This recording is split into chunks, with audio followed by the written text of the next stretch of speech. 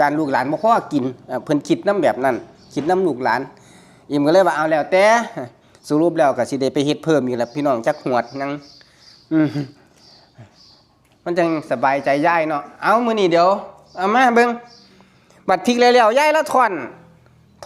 อันเหลืออยู่2 ศาสตร์กว่าแต่ว่าอิ่มคำนวณเบิ่งแล้วพี่น้องเมื่อวานก็สิได้อยู่ประมาณ100กว่าแผ่นนี่แหละแต่ว่ามื้อนี้ยายแล้วสิ1อีกจักหวดยายเฮ็ดดีทอกันนี่ล่ะเนาะหวดนึงอ่ะมันสิเฮ็ดขายบ่ขายดอกก็เฮ็ดกินนี่แหละหาว่าผู้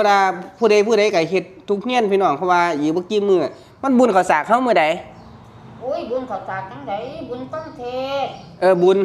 ฮู้แต่ว่าบุญอีกประมาณจักอาทิตย์นึงนี่แหละครับอันนี้ผมเป็นคนทับพี่น้องมันก็สิแผ่นงามอยู่ได้กลมบ้องดีอยู่โอ้ยบ่กลมดอกได้ทับงามพอดีไว้หาเว้า